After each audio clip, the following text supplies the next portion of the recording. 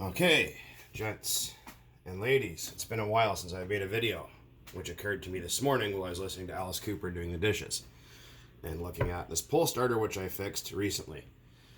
And then thought I should do a video about fixing it. So we're going to fix it again, just for you guys.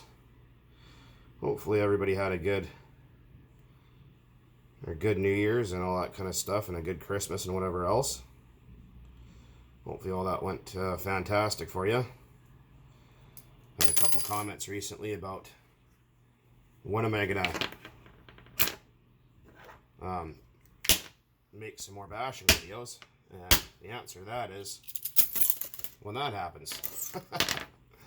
No, it's just been horrible here, guys. It's been raining and really cold and windy and nasty, and the ground has just been awful. It's been just mud. Just everything's been turned to mud. So I haven't really wanted to go out and do anything. Obviously, you can understand why. So we're going to look at our spring. We got our spool, and there's a little tang thingamabob in there. So this video is basically just show you guys how I do this. I think I did make a video about it before a long time ago, and I did have some really stupid people comment on it going, "That's not how you do it. I can do it better." Well, unless you can do it better and actually make a video or upload it, then shut your fucking cornhole, because nobody wants to hear it. I hate people who leave dumb comments. "I can do it better." Well, then be my guest. Make a video and show me up then. Because guess what? You and I and everybody else would love to see it. Fucking hate douchebag people like that. Irritates the shit out of me. People, "I don't like the swearing in your videos." Then don't watch. It's pretty simple. Go watch something else. Go watch the Teletubbies or something. This is real life here. This isn't, you know, whatever, freaking, you know, playtime for kiddies here. This is the real deal.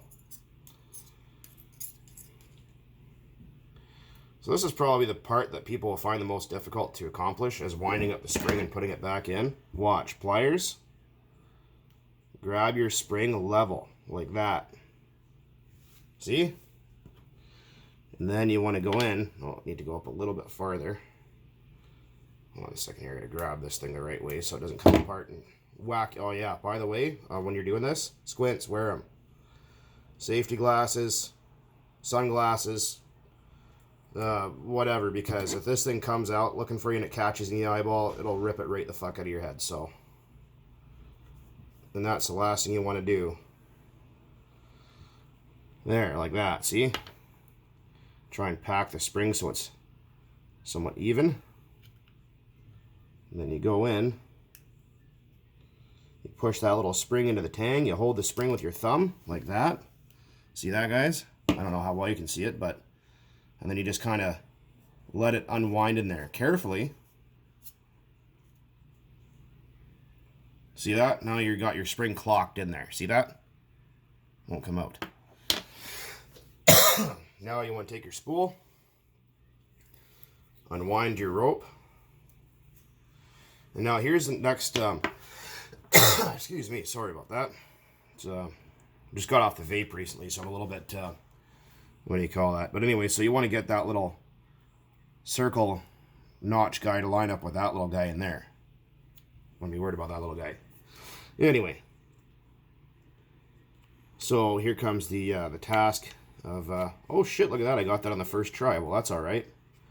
So next, you want to grab your string, make sure it's straight, like it's got no pigtails or nothing in it, nice and slacked. Your spool is grabbed. You can feel it because it's going to have spring resistance. Grab your string, hold on to it, stick your finger in there and start turning away. Some of these are actually easier than others. Some of them can be quite the pain in the friggin' ass, but this isn't too bad. Also, my fingernails are soft right now, which doesn't help anything because, let's see, sometimes you can just grab it with a pair of pliers and spin it too. Sometimes that works.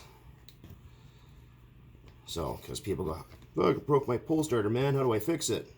Well, it's easy. It's just called patience and practice. It starts to hurt your hands after a little while. That's normal. Man up. even if you're a woman, be a man. Doesn't matter. Do not let this thing go, whatever you do, because it'll go twang and it'll fly all over the friggin' place and it'll piss you off to the highest level of pissivity that there is. And you'll start to question the meaning of life at that point. So then you want to, this is probably another difficult part here, is get your string through there.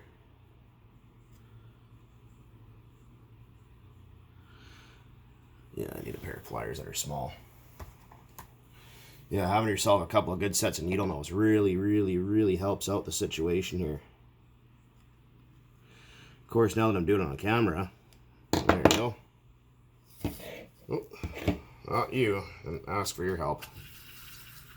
And if this happens, like it's too long, you're going to have to take the string out and wind it up more, which often happens. Don't worry about it. I'll show you how to do that. Reach in there, grab out your string, and you're going to have to wind it up more. Same direction, more winding.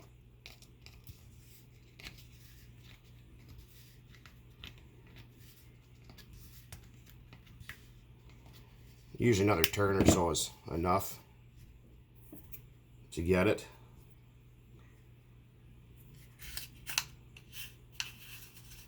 Oops. Hold on a sec here. Kind of got it stuck. Yeah, having good pliers really makes all the difference here. You're lucky. Get your string through. Oh, it didn't wind it far enough. Hold on, I'm gonna. What are we looking at for time here? 6 minutes? Oh, that's not too bad.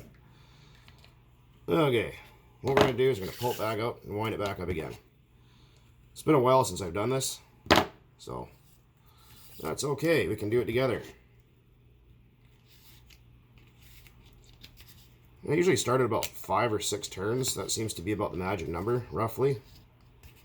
But again, it will kind of all depend on how big your pull starter is, because sometimes they take more, sometimes they take less. And you will have to fart around with it a few times to get it right where you want it to be. Because you can remember that spool that I'm holding with my thumb has to pull all that rope back in at tension. So we're probably going to go another,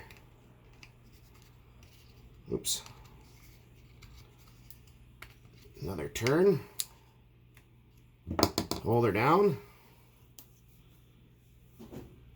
Yeah, it's, if you got carpal tunnel or something, it's probably not the thing you want to be doing. All right, thread and needle. Okay, halfway there. Do not let go of this thing. Next, you're going to need to give your hand a break because it's probably going to hurt. And grab yourself something kind of long. A Sharpie will work. You're just going to tie a simple pencil knot in there. And this is going to give you a free hand to work with.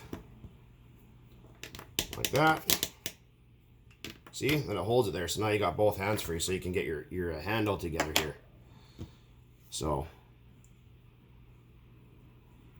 then what you want to do is, to make life a little easier, is just take a Bic lighter like this and just kind of singe the end.